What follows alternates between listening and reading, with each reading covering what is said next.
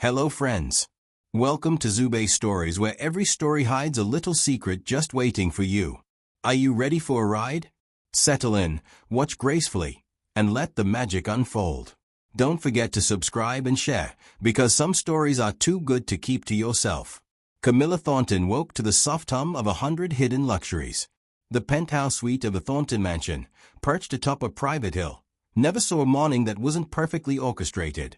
Thick velvet curtains automatically sliding open to reveal a sunrise, delicate music drifting from invisible speakers, and the faint aroma of jasmine from her mother's curated greenhouse drifting through the halls.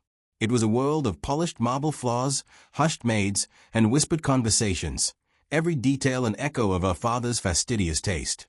She climbed out of the canopied bed, letting her silk robe slip across her shoulders. A swell of excitement and anxiety danced in her stomach. Today was another day that would decide her future, and by default, the future of Thornton Creations, the global fashion empire her grandfather built from scratch. Her father, Alistair Thornton, had been unwell for weeks. Each day, the board grew more restless, and the ever-lingering question at every meeting was whether Camilla possessed the grit and acumen to take the reins. She had served as the face of the brand for years, marketing campaigns, runway appearances, magazine covers, but she was rarely trusted with the family's deeper financial dealings. As she descended the grand staircase, built from imported Italian marble and flanked by portraits of her family's lineage, she braced for the day's responsibilities. Yet, none of that tension showed on her face. Outwardly, she was the epitome of poise, long, flowing blonde hair, measured steps in her satin slippers, and that half-smile of self-assurance.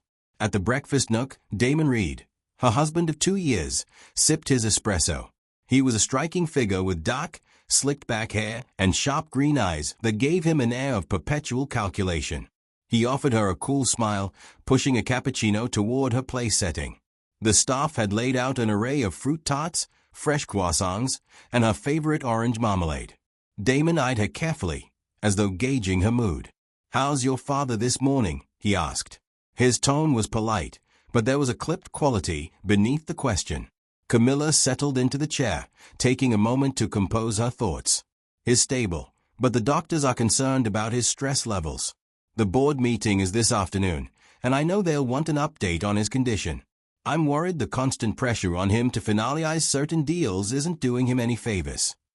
Damon gave a small nod and reached for a croissant. The company's finances have been hitting rough seas. Postponing some deals might cause irreparable damage to the brand. He set down the croissant and laced his fingers. "I know you want to protect him, but business must carry on, Camilla." For a moment, she felt a flicker of discomfort. Damon's concern sometimes seemed more like ambition disguised as empathy. She brushed the thought away. He was her husband, after all, and had stood beside her at countless red carpet events, family galas, and charity functions. She believed it was love that had united them. Everyone had said they made a perfect match. She, the high society scion, and he, the charismatic entrepreneur with financial wizardry at his fingertips. "I'll handle the board meeting," she said. "Let him rest. He deserves peace." Damon nodded, expression inscrutable. "Agreed. You handle it." Little did she know, her father's failing health was about to mark a turning point that would expose Damon's true nature. For months, Damon and Marissa Vale, one of Camilla's closest confidants, had been maneuvering behind the scenes. They were preparing for a scenario that would allow them to consolidate power, all under the guise of protecting the Thornton brand. Later that morning, Camilla stepped into her father's private study. The room smelled of old leather and faint cigar smoke, reminiscent of a time when her father entertained global power players to discuss billion-dollar decisions. Rows of books lined the walls, each bearing the worn edges of well-thumbed pages. Alistair was nothing if not a meticulous researcher of history and business strategy. He sat behind his mahogany desk, looking pale but resolute. His thinning gray hair was combed back, and although his face bore the fatigue of illness, his eyes still sparkled with fierce intelligence. "How are you feeling today, Father?" Camilla asked softly. She crossed the room and sat in the chair opposite him, folding her hands in her lap. Alistair gave her a tired smile. "I'm managing, sweetheart. He paused, coughing lightly. I worry about leaving the company in uncertain times. Damon has been pushing for a bold acquisition strategy, but something about it seems rushed. I want you to remain vigilant." Camilla placed her hand on his. "I promise, I will. We'll weather this storm together." Damon says he can help secure new lines of investment to stabilize the brand. "I've seen some of his proposals. They're aggressive, but they could save us." Her father's gaze flickered with something like doubt. "Just be careful, Camilla. Don't trust blindly. Even those who stand by us can have hidden agendas." She swallowed. It wasn't like him to speak so cryptically. "I'll keep my eyes open." They discussed the agenda for the board meeting, but Alistair's words left a strange sense of unease in Camilla. She had grown up learning how to read subtle cues, a slight shift in tone, a fleeting hesitation, a look in the eye. Her father was scared, for her, for the company, and for the future. That afternoon, the board meeting was tense. The directors peppered Camilla with questions about her father's health, the brand's direction, and Damon's rumored plans for expansion. She defended Damon, citing his business track record, his intelligence, and his unwavering dedication to the success of Thornton Creations. Yet, something about Damon's demeanor at the meeting was unsettling. He spoke with commanding confidence, overshadowing her with his presence. He fielded questions with such polished eloquence that Camilla felt more like a figurehead than a partner in the room. When they finally returned home, the sun was setting in a blaze of orange and pink across the horizon. Camilla sank into a plush armchair by the window, exhaustion clouding her features. Damon approached, placing a hand on her shoulder. "You did well today," he said. "I hope so." The directors seemed skeptical, she replied, glancing at him. "At least they approved the initial measures. That buys us some time." Damon's mouth curved into a tight smile. "We'll need more than time, Camilla. We need decisive action, and that's what I plan to give them." She studied his face, searching for warmth, for reassurance. Yet, the glint in his eyes spoke of a man whose ambition had swallowed his empathy. She wanted to lean into him, to find comfort in his embrace, but instead felt herself pulling back ever so slightly. That night, she dreamed of the mansion's lights going out, one by one, until all that was left was darkness. In the dream, she heard her father's voice, weak and distant. "Be careful who stands behind you, my dear." She awoke in a sweat, turning over in bed to find Damon's side empty. Where had he gone at such a late hour? She pushed aside the duvet and padded through the silent corridors, the expensive rugs muffling her footsteps. She found him in the study, on a phone call. His tone was low but urgent. She caught fragments. "Don't worry, once Alistair is out of the picture, we'll proceed. Marissa, trust me." Marissa, her confidant. Camilla's breath caught in her throat. She shrank back, heart pounding. Damon ended the call before she could eavesdrop further. She retreated to their bedroom, the words swirling in her mind. "Out of the picture. We'll proceed. Marissa." Something far more sinister than a straightforward business arrangement was unfolding. By morning, Damon acted as though nothing had happened. He greeted her with a warm kiss on the forehead, whispered something about an early meeting, and left for the day. Camilla felt her world tilt, but she forced herself to maintain composure. She wouldn't jump to conclusions without proof. After all, Marissa was an old friend from her boarding school days, someone Camilla had trusted with her secrets. Could she possibly be aligned with Damon in a betrayal? Yet the seeds of doubt had been planted. While the mansion's pristine facade remained, Camilla sensed something rotten beneath the surface. Little did she know, the perfect illusion was about to shatter more violently than she could ever imagine. 2 weeks later, Alistair Thornton's health deteriorated swiftly. He was rushed to a private clinic. The doctors insisted he avoid all stress, which meant Camilla and Damon had to shoulder the company's responsibilities entirely. For Damon, it was the perfect opening.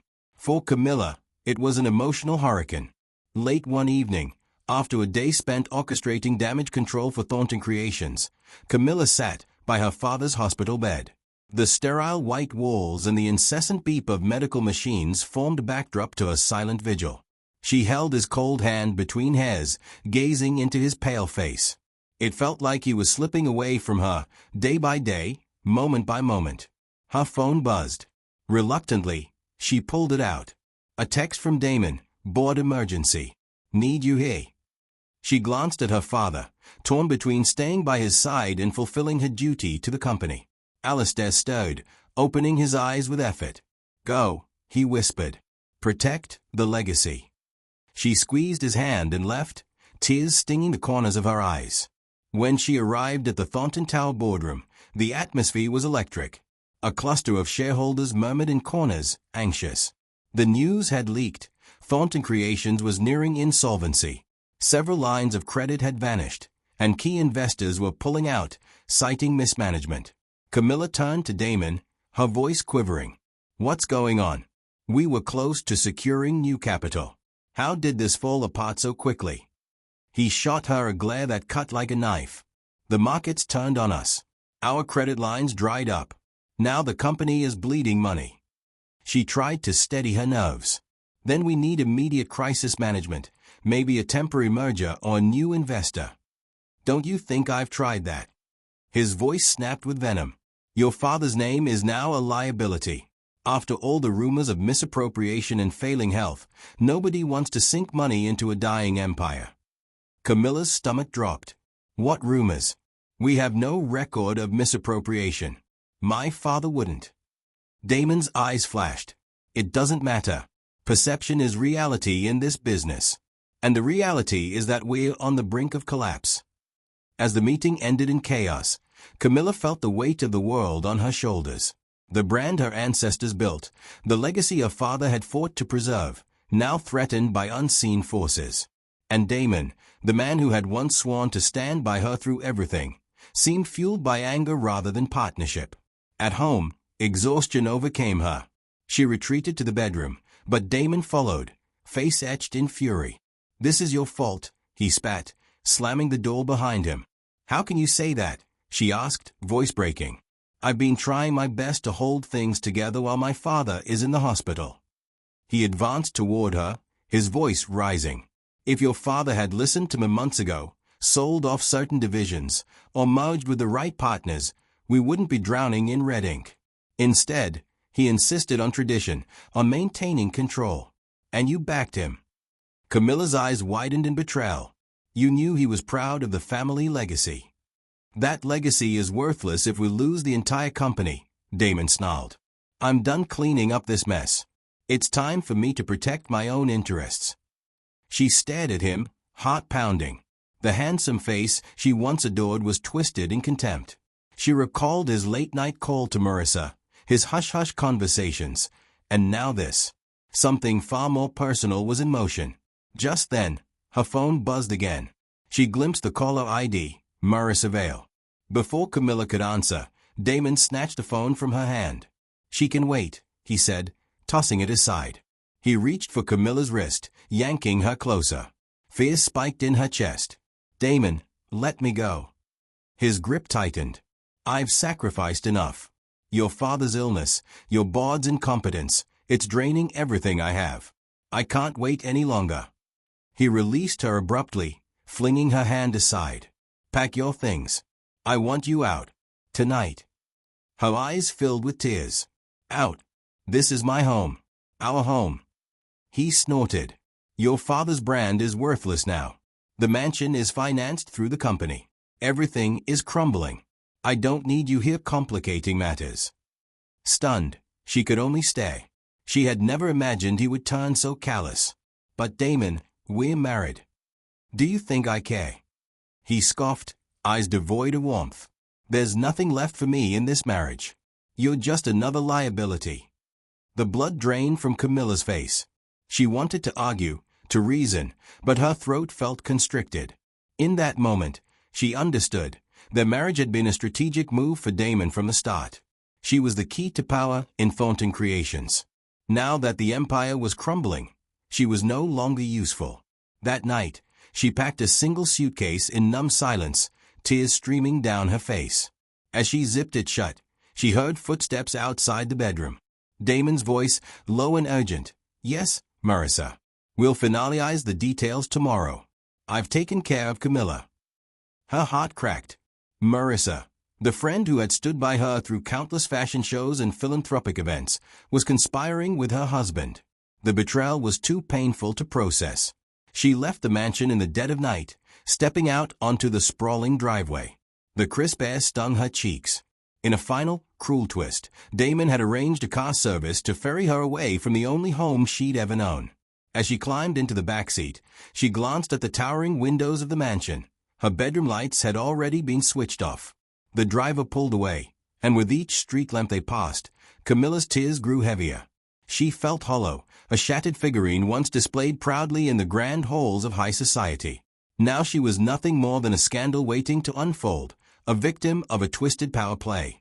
An hour later, she checked into a rundown motel on the outskirts of the city. The room smelled of stale smoke and bleach.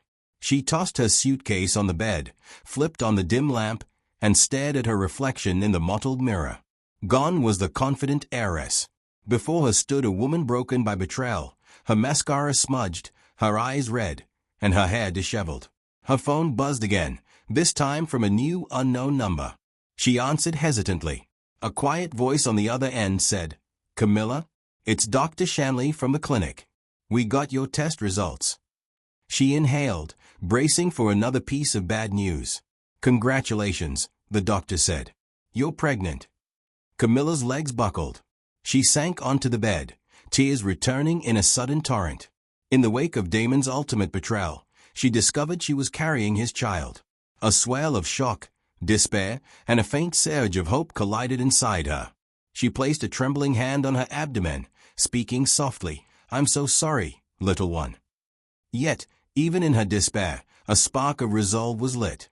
She might be battered, betrayed, and alone, but she wasn't going to let Damon or Marissa control her narrative any longer.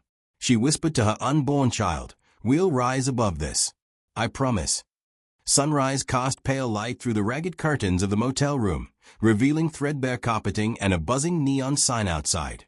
It was a world away from the lush, sheltered halls of the Thornton mansion. The cheap bed creaked as Camilla sat up, eyes swollen from crying and heartbreak. She pressed a hand to her stomach. The pregnancy news had jolted her, and in the cold light of morning, a dozen questions clawed at her mind. Where would she go? How would she survive financially? Would Damon try to claim this child if he found out? But overshadowing all was a fierce new resolve that rose from the depths of her despair. She picked up her phone to check news alerts. The headlines were a haunting echo of her personal crisis. Thornton Creations on the brink. Heiress Camilla Thornton unseen at company headquarters. Damon Reed rallies investors to salvage what's left. A series of tabloid pieces floated about, speculating on trouble in paradise. Her social media was flooded with messages of fake concern from so-called friends, vicious gossip from strangers, and a crushing sense of schadenfreude from the public. Everyone loved seeing a billionaire heiress fall. Camilla's eyes burned, but she refused to cry again. She knew one thing. She had to keep this pregnancy a secret, especially from Damon. The last thing she wanted was for him to use their child as leverage. That day, she walked out into the gray drizzle of the city to begin a job hunt. She had a decent personal savings account, money she'd earned from brand sponsorships and modeling for the family line, but those funds were tied to her name, and rumor had it the accounts might be frozen amid the legal mess swirling around Thornton Creations. Sure enough, the moment she tried to access her main account, she was locked out.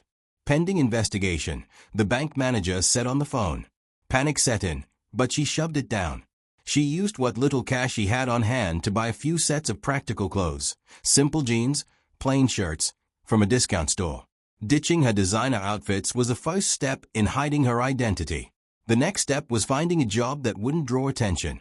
She visited a local diner, a grocery store, even a florist shop, filling out job applications with trembling hands. The store managers glanced at her manicured nails and refined posture with suspicion. One woman, older, looked at her sympathetically. "Honey, are you running from something?" Camilla offered a half-smile. "Running to something, I hope." Eventually, a small cafe called The Brew in Bloom hired her as a cashier and table attendant. She remembered how to pour lattes and cappuccinos from years of being served them, but now she had to learn how to make them.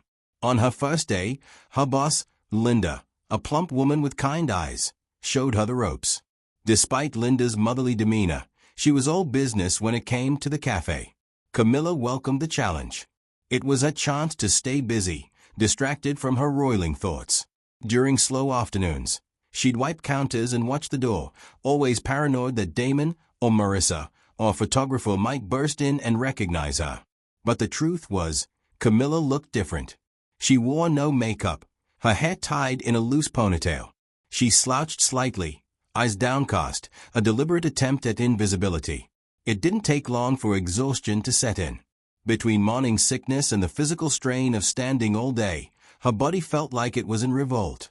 Still, she pushed on, remembering the vow she'd made to her unborn child. "I'll protect you. I'll ensure we survive." 3 weeks passed. Each day was a study in survival. She'd rent the motel room by the week, stashing away every tip she earned. She spoke to her father's doctors on the phone, only to hear discouraging news. Alistair's health was declining, and Damon had restricted access to visitors, citing concerns for Alistair's well-being. She couldn't even see her own father without Damon interfering.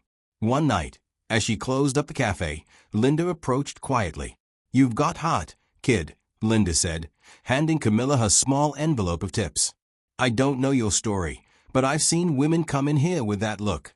Whatever you're running from, I hope you find something better. Just, if you need a day off, or if you need to talk, I'm here." Camilla's eyes welled. She managed a whispered, "Thank you," before hurrying away. Kindness felt foreign after the onslaught of betrayal and heartbreak. Back at the motel, she trudged up the narrow stairs. The air smelled of stale French fries and cigarette smoke from the parking lot below. As she passed by one of the rooms, she heard a couple arguing, a baby crying. It was a sharp reminder. Soon, that would be her, single mother, scraping by. She tried to quell her panic with a deep breath. Inside her room, she sank onto the bed, gazing at the ultrasound photo she'd managed to get at a free clinic. It was a tiny, blurry shape, but it was life, her life and the child's. She whispered, "We'll make it. Just hold on." Despite her fierce determination, doubt gnawed at her. She had no real plan. The fashion empire she grew up in was imploding, and Damon was at the helm of its downfall. Yet the question that plagued her the most was why. Why had he orchestrated this collapse? Was it truly just to wrest control from her father, or were there other hidden layers? One evening, an older man wearing a threadbare jacket and mismatched shoes came into the cafe. His scruffy beard and weathered face indicated a hard life. Camilla served him a coffee and a soup, noticing the defeat in his eyes. "Rough day?" she asked softly. He nodded.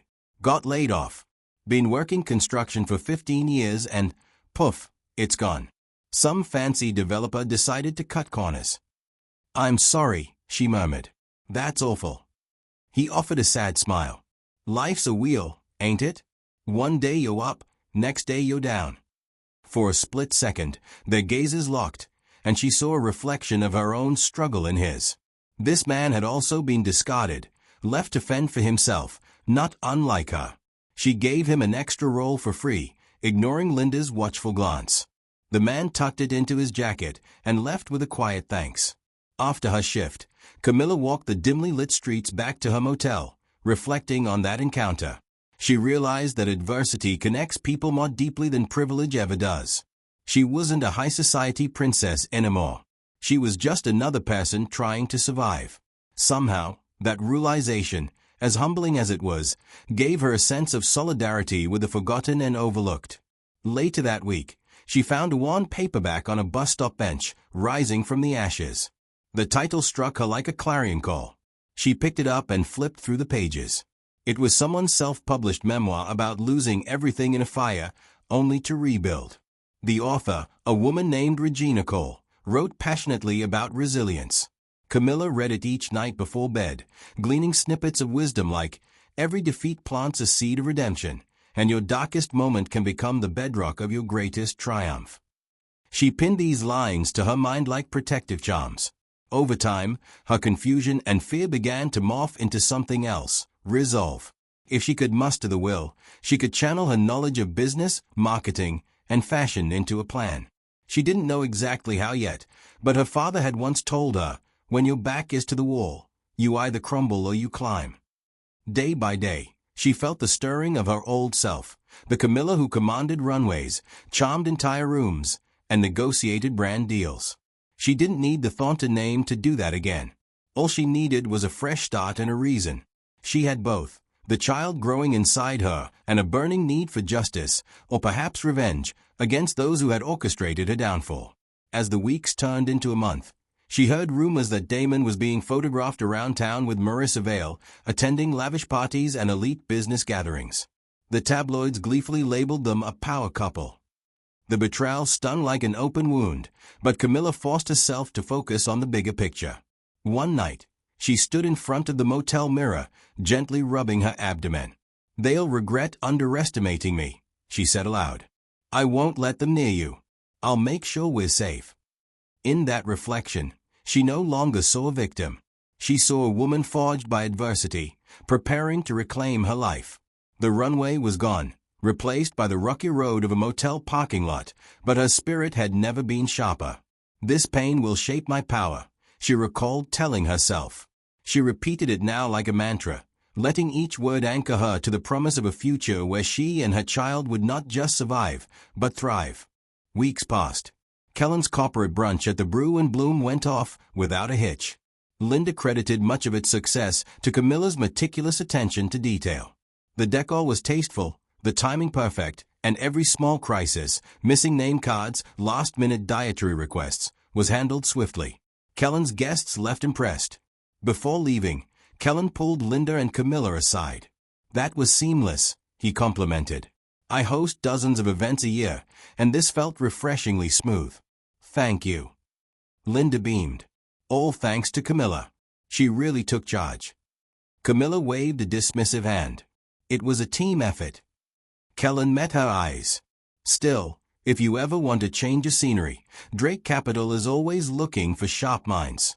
We have various administrative and operational roles." Camilla opened her mouth to politely decline, but Linda nudged her gently. "Go on, give it some thought. It could be good for you." Nerves flared in Camilla. She needed the money, especially with the pregnancy. Her hidden savings were shrinking quickly, and she couldn't stay in the motel indefinitely. Maybe this was the opportunity she needed. Swallowing her hesitation, she said, "I appreciate the offer. Could we talk about what positions are available?" Relief flickered across Kellen's face. "Of course. I'll have my assistant schedule a chat." A few days later, Camilla found herself stepping into Drake Capital's sleek office building. It was a far cry from the warm coziness of Linda's cafe or the dusty gloom of the motel. Everything here spoke of modern efficiency, glass walls, minimalist decor, and employees hustling around with tablet devices.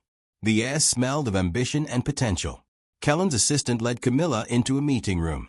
Kellen was waiting with a cordial smile, offering her water. "I'm glad you came," he said, gesturing for her to sit. She placed her purse on the table, mentally rehearsing the cover story she'd decided on. She would offer only partial truths. She had worked in event planning, had some experience with marketing and business, and was looking for a stable administrative role. No mention of the Thornton name, no mention of Damon or the humiliating scandal. Kellen nodded thoughtfully as she spoke. "We have an opening for an operations coordinator, someone who helps manage our office logistics, schedule events, and coordinate smaller teams. It's not glamorous, but it's essential." Camilla mustered her courage. "That sounds good," she replied. "I'm eager to learn and contribute." Their conversation went smoothly. Kellen asked a few probing questions about her references and previous employers, which Camilla evaded gracefully by citing nonspecific, smaller firms that had gone out of business or changed ownership. She felt a pang of guilt for the half-truths, but she had no choice. Kellen leaned back, scanning her face. "There's something about you, Camilla," he said. "Something that says you've been around bigger arenas than you admit. I don't need to know your story. Just promise me you'll show that same competence you showed at the cafe. Because if you do, you'll go far here." She swallowed the lump in her throat, forcing a smile. "Thank you. I promise I'll give my best." He nodded. "Great. You can start Monday." The relief that flooded Camilla was indescribable. She thanked him and left the office feeling like a small crack of light had appeared in her otherwise dark life. For the first time in months, she felt a sense of forward momentum. That evening, at the motel, she packed her meager belongings. She'd found a modest room in a shared apartment building closer to Drake Capital. It wasn't luxurious, but it was safer and cleaner. It had a small kitchenette and a decent lock on the door, more than she could say for the motel. As she set down her worn suitcase in her new dwelling, she traced a hand across her still flat belly. "We're going to be okay," she whispered. The baby was now around 3 months along, and she could feel the subtle changes in her body. Hope and determination surged through her veins. Monday came. Dressed in conservative slacks and a plain blouse, Camilla stepped into Drake Capital with a mixture of anxiety and excitement. She was introduced to the team, shown her workspace, and given a flurry of onboarding documents to complete. One of the first tasks Kellen assigned her was to organize an upcoming investor meeting. The job entailed booking the venue, arranging catering, and preparing briefing materials. Camilla clicked into action, drawing upon skills she'd honed during lavish Thornton events. She created spreadsheets, delegated tasks to the appropriate teams, and followed up meticulously. Even Kellen's seasoned staff were impressed by how quickly she anticipated potential problems. Each day, Camilla left the office feeling a little more confident. She was re-entering the corporate sphere, albeit under a new name, just Camilla to her colleagues. No last name volunteered. She was a quiet but efficient operations coordinator, earning a modest salary that allowed her to pay rent and save for the baby's future. It wasn't all smooth sailing, of course. Morning sickness sometimes struck at inconvenient moments, forcing her to duck into a restroom to steady herself. The heartbreak of her father's failing condition weighed heavily on her, along with the guilt of not being able to see him. And in the back of her mind, the memory of Damon's betrayal remained a raw wound. Yet every challenge only fueled her determination. She stayed late at the office, reading up on investment strategies, corporate structures, and financial reports, anything that could help her understand the mechanisms of business and power. She devoured knowledge like a starving woman at a feast. Kellen, sensing her hunger for growth, occasionally offered her books on venture capitalism or recommended articles about global markets. "Your curiosity is refreshing," he told her one night when he caught her in the office library, sifting through a stack of books. "Don't burn yourself out, though." She smiled, closing the book she'd been reading. "I just want to learn. I guess I have a lot to prove." "You're already proving it," he said softly, meeting her eyes. "But I get the sense you have bigger ambitions than just an operations role." She shrugged. "Maybe. For now, I'm content to be useful." He nodded, respect in his gaze. "If you ever need guidance, my door's open." Camilla swallowed. "Thank you. That means a lot." Though their interactions were largely professional, Kellen's kindness and earnest interest in her growth stirred something in Camilla, something akin to a tentative trust. She hadn't felt safe around a man since Damon's betrayal, but Kellen never pushed boundaries or pried into her personal life. He merely offered opportunities to expand her skills. And so, an unlikely alliance was formed. Camilla Thornton, the disgraced heiress in hiding, and Kellen Drake, the discreet venture capitalist who sensed a potential but respected her privacy. Little did either of them know, this alliance would become the catalyst for a grand reawakening, a second act in Camilla's life that would eventually lead her to confront Damon and Marissa, in a reckoning the likes of which none of them could have anticipated. Months slipped by in a whirlwind of spreadsheets, conference calls, and orchestrated investor gatherings. Camilla was astounded at how much she enjoyed diving into the nitty-gritty of finance and corporate management. At Drake Capital, she was no longer a figurehead or glamorous face for a brand. She was a cog in the machinery, learning the skeleton of business from the inside out. Every day, she arrived early and left late, often crossing paths with the cleaning staff who gave her friendly nods as she locked up a desk. In her off hours, she read voraciously, scouring articles about venture capital deals, economic indicators, and market analyses. It wasn't just about surviving anymore. Something deeper drove her. The word lingered in her mind during quiet moments, taking shape like a fortress she was slowly building within herself. Damon Reed and Marissa Vale had orchestrated her downfall. They had left her father's legacy in ruins and forced him into a hospital bed where he now lingered, perpetually guarded by Damon's instructions. Rumors continued to swirl around Thornton Creations, and each new headline made her blood boil. Meanwhile, she hid her pregnancy behind loose blouses and strategic layering. Around the office, she claimed a sensitive stomach whenever morning sickness struck. She was nearly 6 months along now, and though her figure was beginning to change, she managed to conceal it well enough. She'd seen the pitying looks pregnant women sometimes received in professional environments, and she couldn't afford any distractions. One afternoon, as she prepared briefing materials for a high-stakes pitch, Kellen approached her desk. "Care for some lunch?" he asked. "You've been cooped up all morning." She blinked, realizing she hadn't eaten. "I guess I could use a break," she admitted. They left the office and walked to a quiet bistro a few blocks away. Over salad and iced tea, Kellen asked her about her ambitions. "You're incredibly capable, Camilla. Coordinating events, analyzing data, even drafting proposals. Where do you see yourself in a few years?" She fiddled with her napkin, choosing her words carefully. "I've realized I have a passion for understanding how companies operate, how deals are made or broken. Maybe I'd like to work in acquisitions or strategic development." Kellen nodded. "We do have an internal acquisitions team.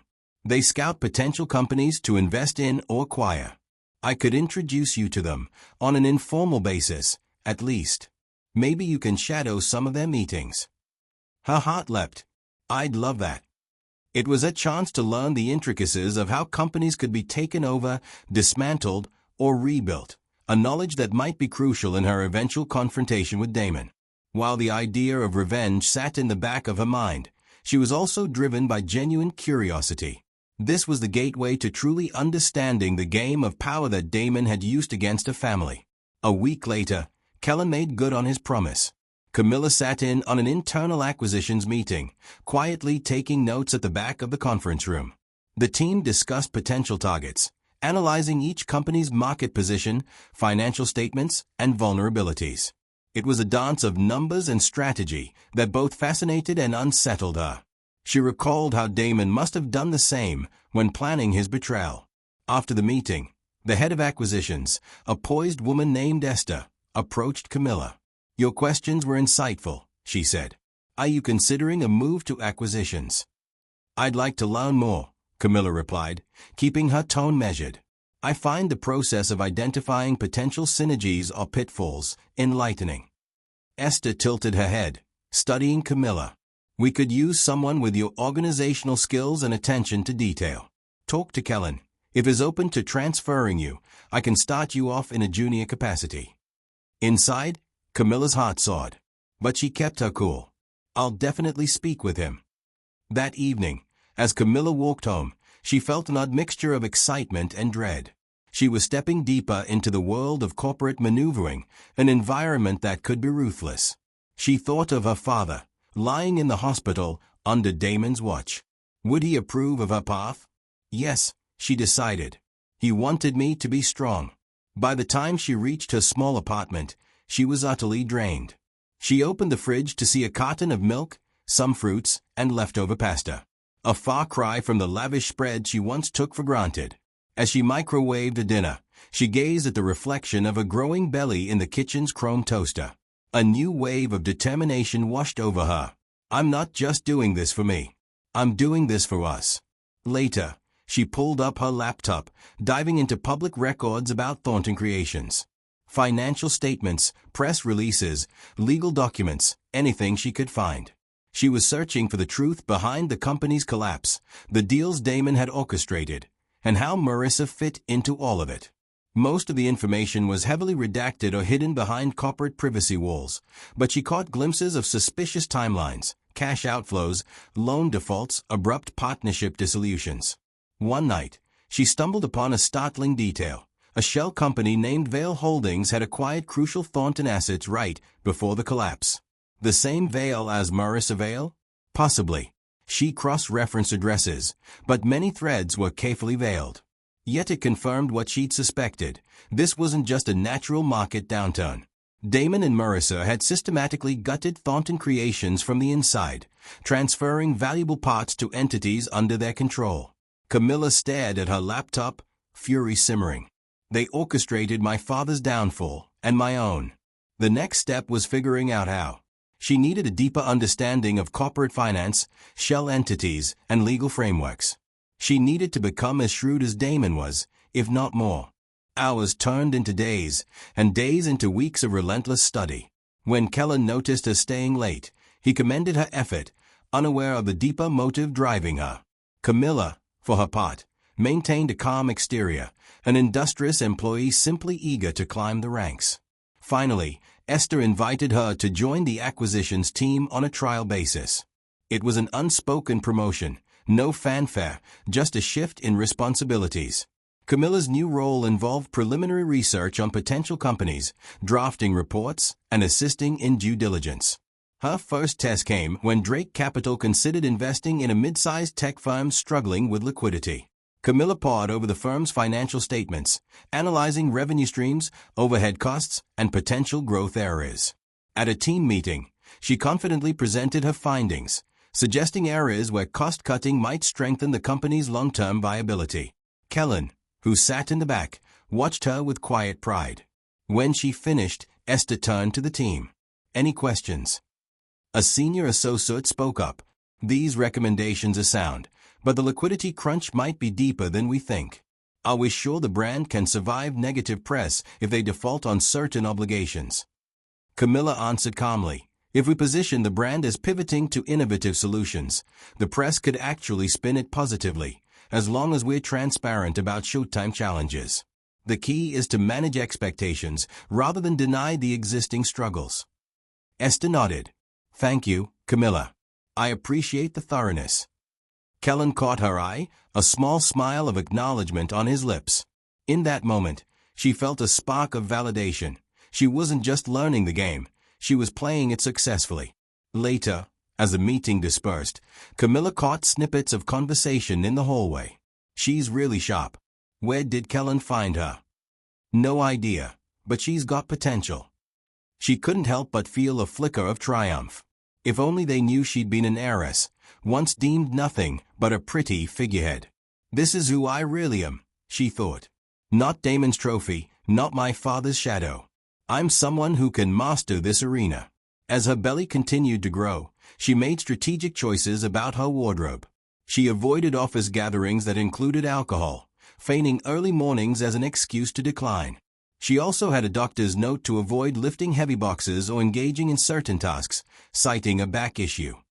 Despite the secrecy, she found small moments of calm at home. Sometimes she'd lie awake in bed, reading her father's old journals, leather-bound volumes where he'd recorded his thoughts on business philosophy, leadership, and the importance of ethical practice. His words resonated with her now more than ever.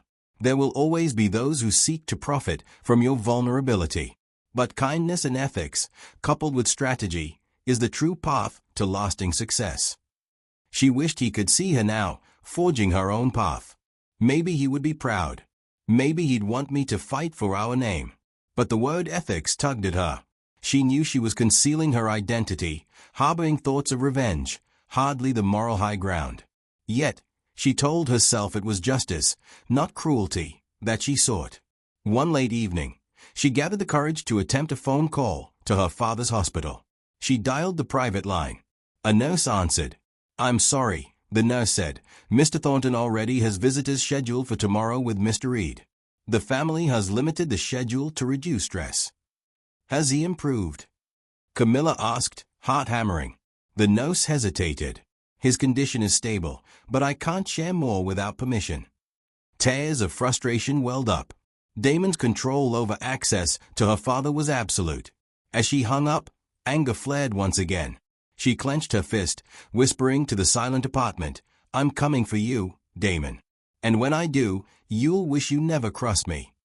She didn't yet know exactly how she'd achieve her goal, but each day at Drake Capital sharpened her weapons: financial acumen, strategic thinking, and unyielding resilience. A plan was forming, piece by piece, like a puzzle. She didn't just want to survive Damon's treachery. She wanted to dismantle the empire he'd built on her family's ruins and reclaim her father's legacy. In a quiet moment, she placed a hand on her rounded abdomen. A soft flutter of movement responded, her baby's gentle kick. She smiled, tears in her eyes. "I'll make us a world where no one can tear us down. This pain will shape my power, and I'll wield it to protect you." The day came when Camilla officially changed the name on her lease from Camilla T to a bold new alias, Amara Kincaid. It was a conscious decision. She had to protect herself and her child from Damon's potential legal or personal attacks. More than that, she needed an identity through which she could maneuver without raising suspicion. Camilla Thornton was a tabloid figure, shunned and disgraced. Amara Kincaid could be anyone. She started small. With the knowledge she'd gained at Drake Capital, she began discreetly investing her modest savings in microventures. Nothing flashy, small technology startups, niche retail solutions, eco-friendly packaging concepts. Each was a stepping stone, a lesson in negotiation and contract law. Over time, her returns accumulated into a quiet but growing capital reserve. She was no longer just a cog in the machine. She was learning how to operate the machine itself. Kellen noticed her blossoming confidence and occasionally teased her.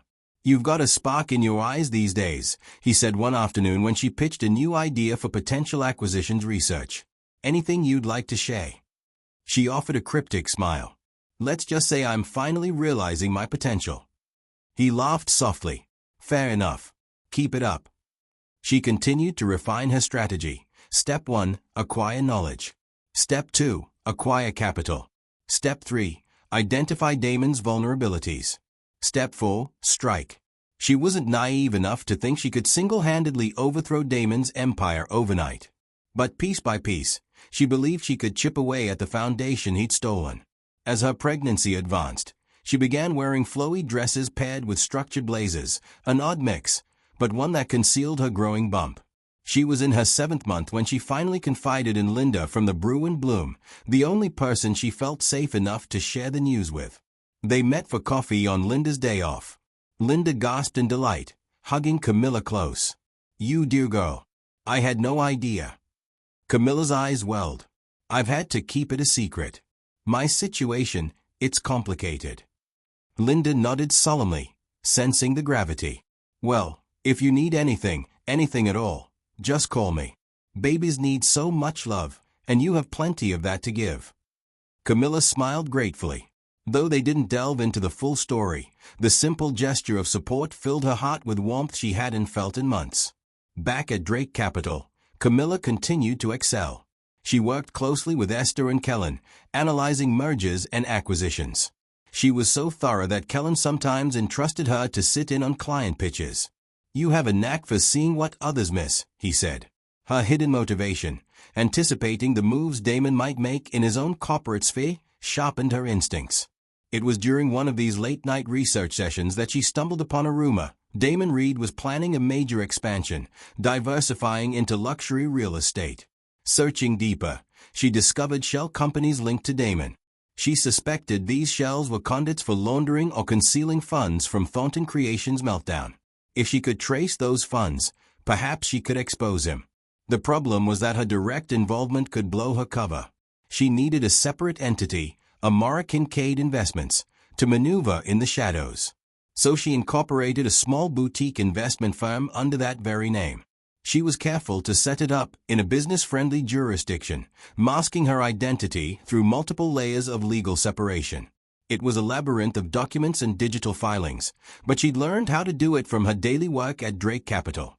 Once the entity was established, she began quietly buying small stakes in companies that Damon's shell entities were also invested in. To Damon and his associates, it appeared to be just another competitor sniffing around the same emerging markets. But to Camilla, it was the start of a silent war. She was staking her claim on Damon's battlefield. Her heart hammered each time she made a move, half expecting Damon to appear out of nowhere and confront her. But she was methodical, disguising her transactions through multiple brokerage accounts and ensuring none of them could be directly tied to Camilla Thornton. All these meticulous efforts were fueled by the memory of her father's weakened smile, the heartbreak of being thrown out of her own home, and the unborn life she protected daily with each carefully balanced step. Meanwhile, Kellen continued to watch her growth with admiration, though he remained ignorant of the personal vendetta she was orchestrating. One evening, after an investor meeting, he invited her to dinner. She hesitated, but her curiosity and gratitude pushed her to accept. They chose a discreet restaurant, all warm lighting and hushed tones. Over the meal, Kellen asked, "You've come a long way since you started here, Camilla. "I'm proud of you. But I also sense you're carrying a heavy weight. You don't have to share it, but I hope you know you can trust me." Her throat tightened. Part of her wanted to tell him everything, to unburden her secrets onto someone who seemed genuinely kind. But she still couldn't risk it. She gently deflected. "I appreciate that, Kellen. Maybe someday I'll tell you the whole story. For now, just know that I'm grateful for the chance you gave me." He nodded, disappointment flickering in his eyes, but he didn't press. "Well, if that day ever comes, I'll be ready to listen." As they parted ways outside the restaurant, Camilla paused. "Kellen, I'm really thankful for everything you've done. You gave me a chance when no one else would." He shook his head softly, a warm smile lifting the corners of his mouth. "You earned every opportunity yourself. I only opened a door. You walked through it." She held his gaze a moment longer, feeling a stirring of something, admiration, respect, maybe more, before politely bidding him good night. The next morning at her apartment, she awoke to the fluttery kicks of her baby. She placed a hand on her stomach, feeling a rush of protective love. "We're going to finish what we started," she whispered, rolling out of bed. She had a plan to finalize before heading to the office. Her new identity, Amara Kincaid, was slowly acquiring stakes in Damon's territory. But she needed a bigger move. She needed Damon to feel the pressure of a genuine competitor. That meant scaling up her acquisitions. The only issue was capital. She needed far more than her own modest savings. So she reached out to potential partners.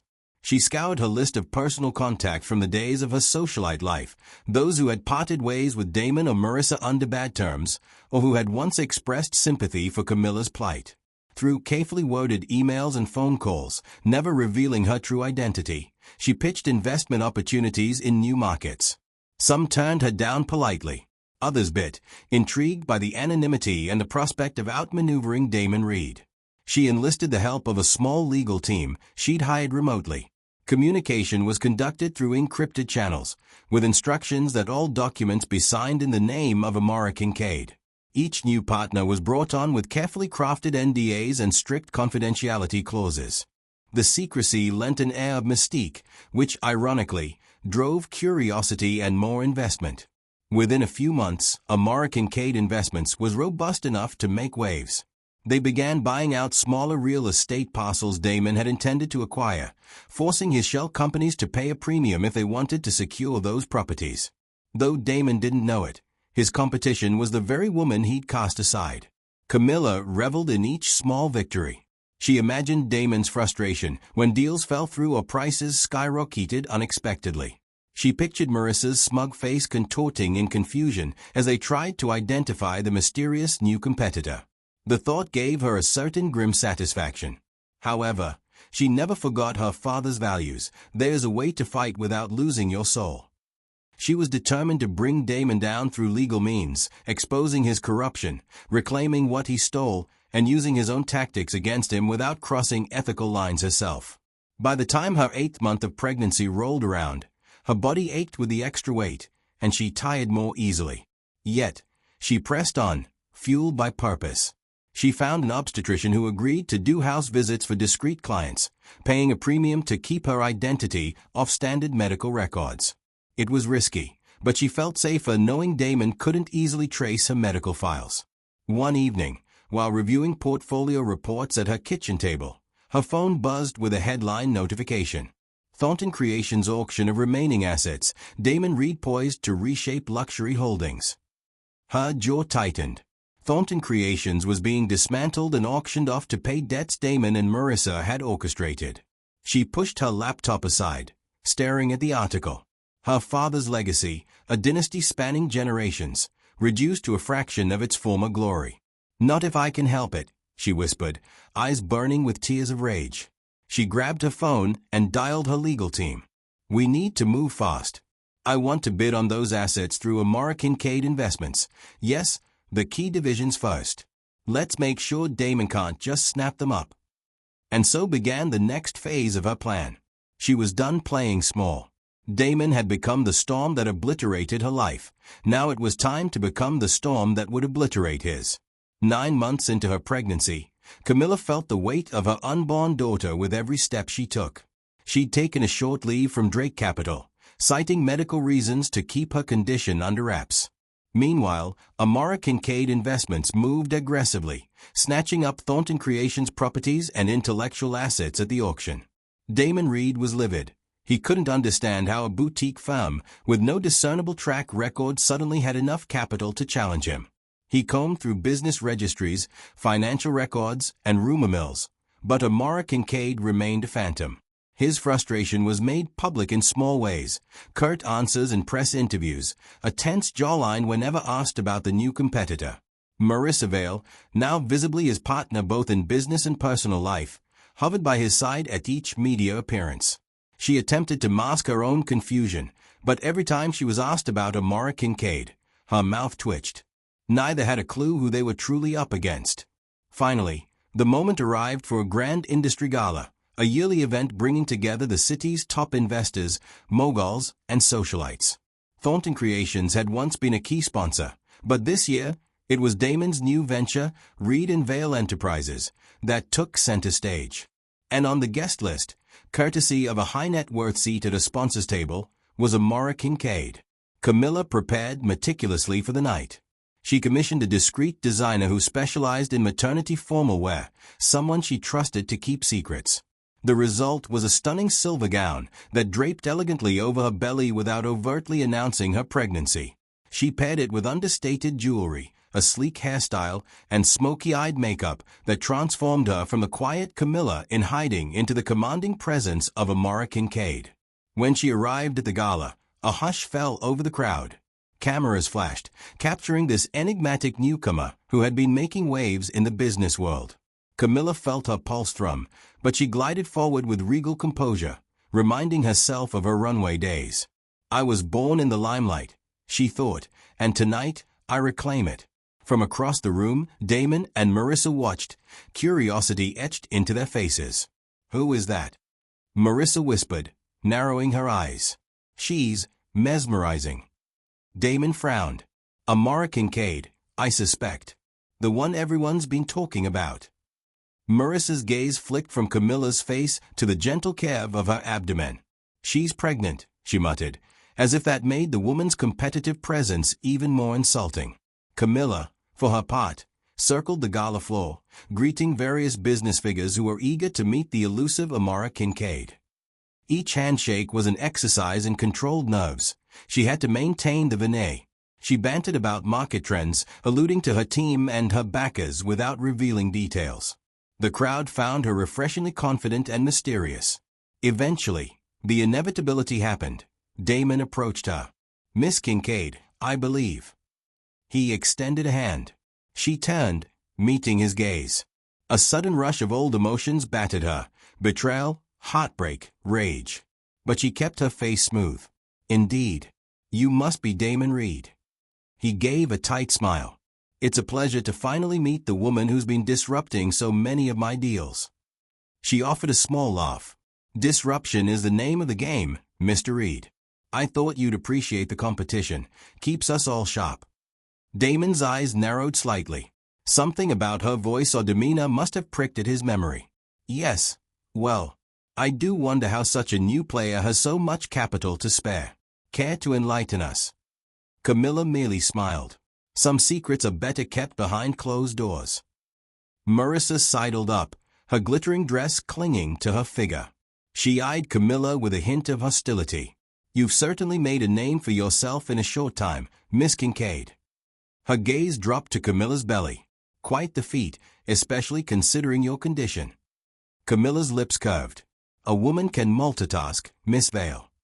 Marissa tensed, taken aback by the calm insolence in Camilla's voice. Damon quickly stepped in. "So, Miss Kincaid, you'll be bidding on more of Thornton's assets soon, I hear. It's quite bold to take on such debt-laden properties." Camilla sipped her champagne, non-alcoholic, though none needed to know.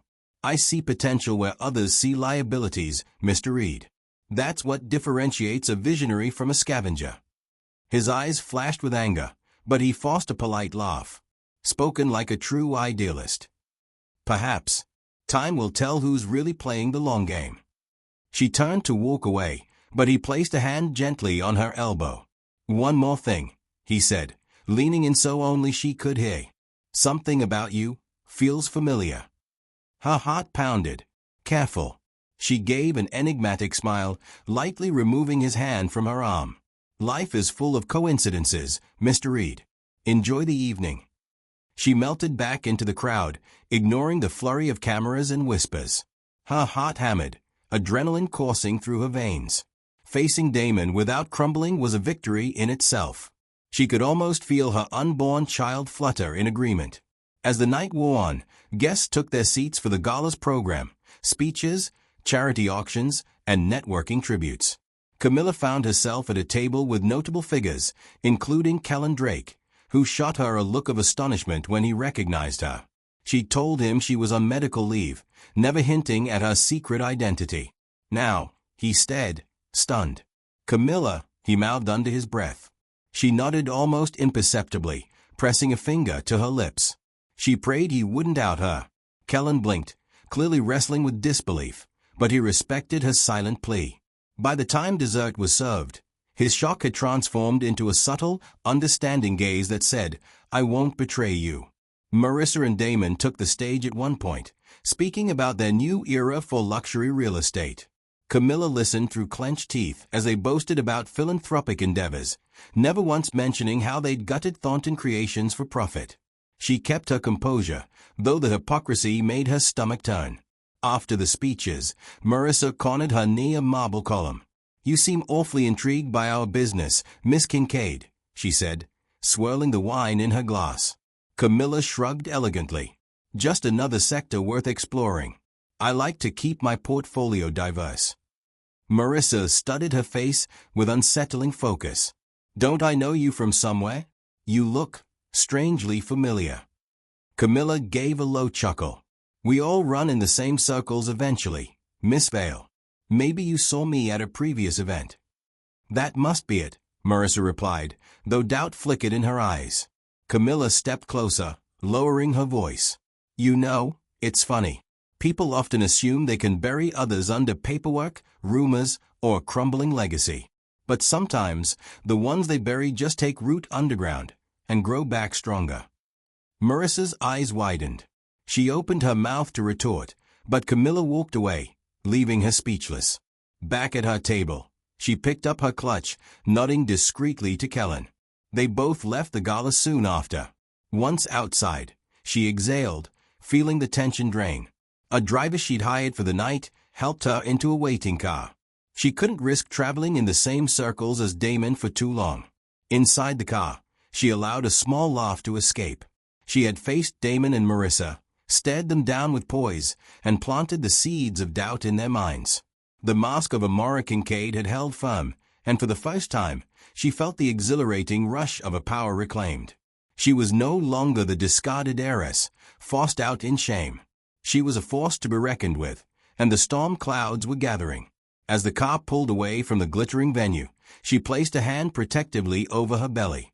"Just a little longer, sweet one," she whispered. "Once you're here, it'll be time to finish this." A month later, Camilla cradled her newborn daughter, Lyra, in her arms. The baby's soft cries and delicate features filled her heart with a love she never knew was possible.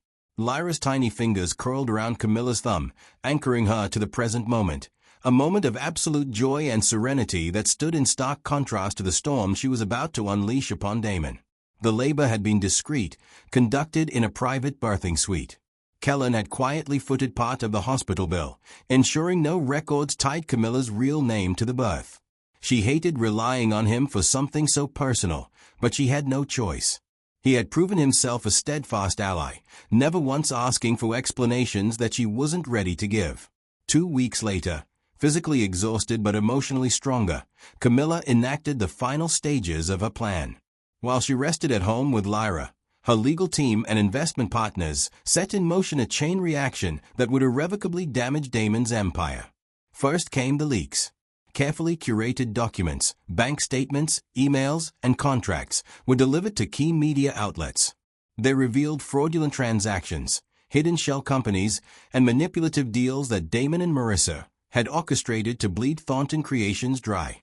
Each piece of evidence had been painstakingly compiled by Camilla's team, verifying the authenticity, so no one could dismiss it as a hoax. Next, an investigative journalist from the city's most reputable newspaper published an exposé, with the headline, "Betrayal at Thornton Creations, Leak Files Unveil Damon Reed's Corporate Deception." Public outrage ensued. Shareholders of Damon's new ventures panicked, pulling their funding. The stock value of Reed and Vale Enterprises plummeted in days. Lawsuits sprouted like weeds, former employees, creditors, even philanthropic organizations that felt deceived. The scandal was unstoppable, trending across social media with venomous speed. Meanwhile, Amara Kincaid Investments launched a hostile takeover for Damon's remaining stakes in certain key properties. By leveraging the negative press and the nosediving valuation of Damon's ventures, Camilla's firm bought out shares at rock-bottom prices. Damon found himself cornered as his liquidity dried up, banks called in debts, and his once loyal investors fled in droves. Throughout this onslaught, Damon tried to fight back. He held press conferences, denouncing the leaks as forgeries and blaming a disgruntled former employee. But the avalanche of evidence was too overwhelming, and the courts quickly granted injunctions that froze his assets. Marissa Vale was photographed storming out of their penthouse, suitcases in hand, fueling rumors that she and Damon had splintered under the pressure. For Camilla, each headline felt like a step closer to justice. She watched from her apartment, nursing Lyra while scanning the news. A quiet determination burned within her. She wasn't doing this just to revel in Damon's misery, but to reclaim her father's stolen legacy and ensure a secure future for her daughter. Late one evening, she received a call from Kellen. "You did it," he said simply. Her throat tightened. "I had to," she replied. "For my father. For everyone Damon wronged." Kellen paused, then spoke softly. "I won't ask for details, but I want you to know I respect you even more now. You've protected yourself and your child with admirable tenacity. I'm here if you need me." Tears welled in her eyes. "Thank you, Kellen. You've done more for me than you know." She hung up, gently rocking Lyra in her arms. The baby's soft coo was the sweetest victory anthem she could imagine. "I've nearly reclaimed what's ours," she thought, "and Damon will finally face the consequences of his actions." A week after the scandal broke, Damon was effectively bankrupt. His reputation lay in tatters, and rumors suggested he was selling personal assets to cover legal fees. Camilla's legal team arranged a meeting at one of the properties recently seized by Amara Kincaid Investments, a sleek high-rise in the heart of the city that Damon once boasted about developing. He arrived looking haggard, dark circles under his eyes, stubble lining his jaw. Gone was a polished, arrogant husband who once paraded around in designer suits. He now wore an ill-fitting blazer, his posture slumped in defeat. Camilla waited in the penthouse office, wearing a simple black dress that hugged her postpartum figure modestly. Lyra was at home with a trusted nanny, safely away from Damon's reach. A wave of satisfaction mingled with a sliver of pity when she saw him walk in, flanked by his lawyer. She'd once loved this man. Now, all that remained was a hollow memory of betrayal. Damon's lawyer addressed her coolly. "Ms. Kincaid, we're here to negotiate a settlement regarding the seized assets. My client believes there may be an opportunity for leniency if certain terms are met." She arched an eyebrow. "Leniency," she repeated. "What makes you think I'm in a position to grant that?" Damon stepped forward, voice raw. "Amara, whoever you are, I just need a chance to make this right. My life is in ruins. I'll do anything." Camilla studied him, her gaze unflinching. She let silence build, the tension suffocating the room. Finally, she rose from her seat, crossed the polished floor, and stopped mere inches from Damon. His eyes flickered with confusion, then recognition. He inhaled sharply. "Camilla," he whispered, voice cracking. She inclined her head, letting the mask fall. "Did you really think you could destroy me so easily?" she asked, voice soft but laced with icy fury. "You forced me out when I was at my lowest, Damon. You and Marissa orchestrated my father's downfall, destroyed Thornton Creations, and nearly destroyed me too." His lawyer gaped, stunned. Damon himself reeled, taking an unsteady step back. "How? You were gone. You threw me away," she said, each word vibrating with contained emotion. But you forgot I grew up in this world. I learned from the best, my father. And I learned from you, Damon. I learned exactly how you operate. Damon's face contorted in despair. Camilla, She raised a hand to silence him. Don't even try. It's too late to apologize. She picked up a folder from the table, opening it to reveal printed emails and bank statements. Your crimes are laid bare. Fraud, embezzlement, market manipulation. The courts will have their say, but rest assured I'll be pressing for the maximum penalty. You'll never be able to climb back up on someone else's shoulders again. His eyes glistened with tears, voice trembling. I never meant for this to happen. I got in too deep with the board, with Marissa. Stop lying, she snapped, slamming the folder shut. I heard your calls. I saw the documents. You wanted my family's empire for yourself. You never loved me. You love power. Damon's lawyer cleared his throat, attempting to regain control. Ms. Thornton, Kincaid, my client is willing to sign over any remaining assets to you if it means reducing potential jail time. She regarded the lawyer coldly. That decision isn't up to me. The authorities and the courts will sort out your client's sentencing. As for the assets, they are already mine. There's nothing left for him to sign. Damon's eyes darted frantically. Camilla, please. I'm begging you. I have nothing, no one. A single tear traced down her cheek, memories of the nights she cried herself to sleep in a shabby motel, pregnant and alone. She forced her voice to remain steady. You should have thought about that when you cast me aside. You left me with nothing too. But I managed to rebuild. She walked back to the desk, pressing a button on her phone. A security officer stepped inside. Escort Mr. Reed and his counsel out. Our business is concluded. The officer stepped forward, gesturing for Damon to leave. Desperation flashed in his eyes. Suddenly, he blurted, Is it true you had my child? Did I hear that correctly? Camilla froze, her back to him. She turned slowly, a small, bitter smile on her lips. I gave birth to a daughter, Damon, she said, voice trembling with quiet rage.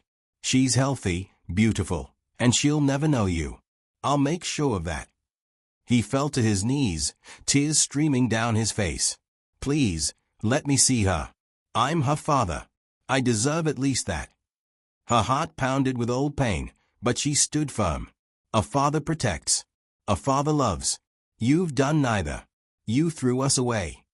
She drew a shaky breath. Now stay gone. As security led Damon out, his sobs echoed in the hallway. Camilla's chest felt tight, but a sense of finality washed over her. It's done, she thought. He can't hurt us anymore. She sank into the chair, hands trembling. For all her resolve, part of her grieved the illusion of the marriage she once believed in. But the reality was too stark. Damon had chosen greed and betrayal over love. And now he faced the consequences. In the weeks following Damon's downfall, Camilla took swift action to restore the remnants of Thornton Creations. She rebranded assets under a new, more ethical framework. Employees who had been cast aside were rehired if they wished. Wages were recalibrated to reflect fairness.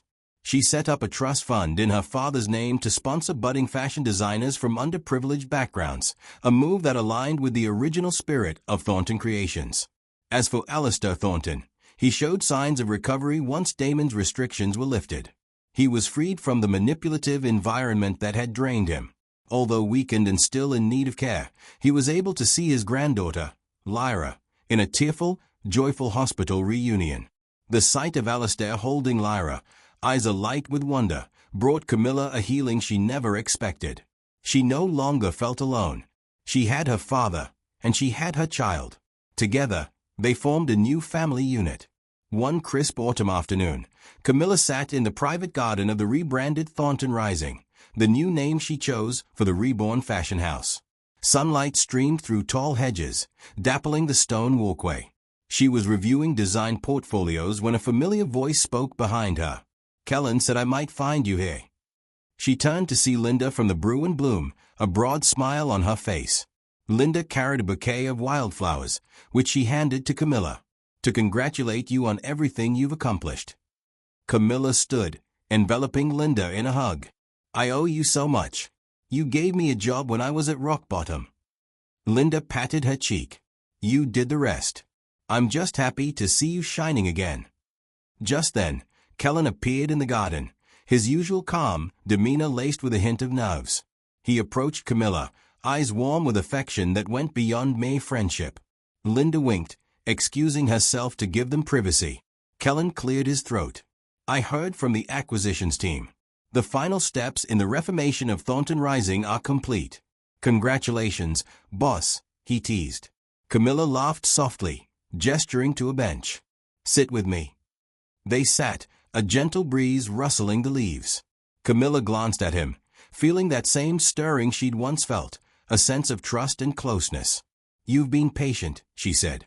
All this time, never demanding explanations, always helping. I owe you more than I can ever repay. Kellen shook his head. You don't owe me a thing. I supported you because I believed in you. He reached for her hand, his voice turning quiet. Am I allowed to say I have feelings for you? Or is it too soon? She inhaled, heart fluttering. I have feelings for you too, she admitted. But my life is still a whirlwind. I'm a single mom, running a company, dealing with the fallout of Damon's mess. He squeezed her hand gently. I know. But I'd like to be part of your life, and Lyra's, in whatever capacity you'll allow. A rush of warmth filled her. She remembered how Damon's false promises once ensnared her, but Kellen was different, transparent, respectful, and genuinely caring. Tears gathered in her eyes, but they were tears of gratitude this time. Yes, she whispered. I'd like that too. They shared a soft kiss amid the garden's quiet beauty, the beginning of a new chapter free from lies and manipulation. In the following months, Camilla found a rhythm.